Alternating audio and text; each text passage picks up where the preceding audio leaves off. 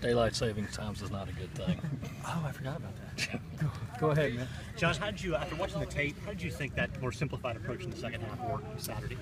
Really, there weren't a whole lot of changes. You know, when Sky came over, he was just frustrated as much as anything, and just said, "Hey, put us in this and this, and just run the zone pressures. You know, third down." Really, it was the same calls. They just we executed better. They took ownership of it. It was a heck of a thing by them. That was situational, not anything you're looking to carry over into Tennessee or anything like that? Well, it's really pretty much the same calls we play. And the first half, we had a lot of guys not doing their job correctly, whether it be technique or assignment.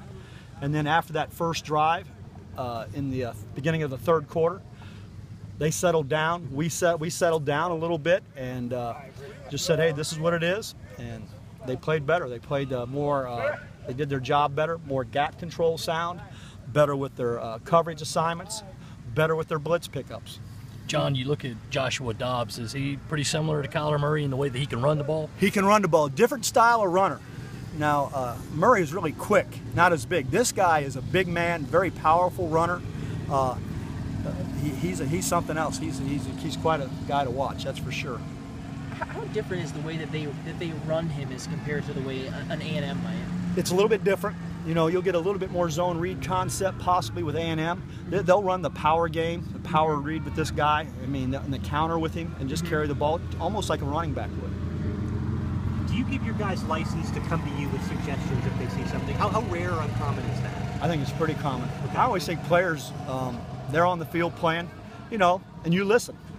Now, whether you do that or not do that, that's entirely up to you as you see the games going on. But I've always been around where I want feedback from my players.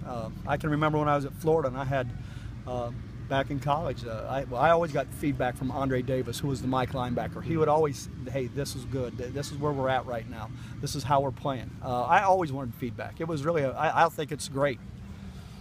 In general, how difficult is it to find that line between simplifying but also maybe doing enough to keep the offense off guard, I guess?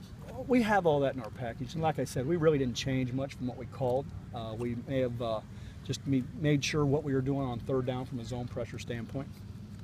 I think DJ was listed #1 in the depth chart, but he said it told us earlier Diggs was getting the snaps at #1. Is it anything? DJ will start the game. They're both going to play. They both know that. We had a good conversation, so they're all good to go. How tough is it to defend? It seems like a lot of teams have been running sort of slant routes off of a screen look, and your guys jump up on a screen receiver. Depends on the coverage. You know, at times we had a couple zones we were in, and we should have just played back. You know, it's happened twice off that screen look this year.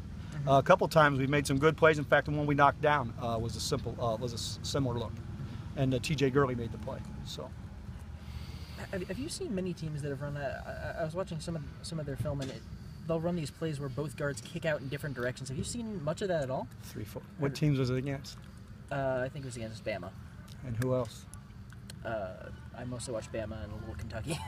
You would have seen it versus both those teams, and now you get to go back and look at what defense those two teams run, and you'll have a better idea. It'll be good for you, in a good way. Anything else? Men, thank you. Thanks, John. All right.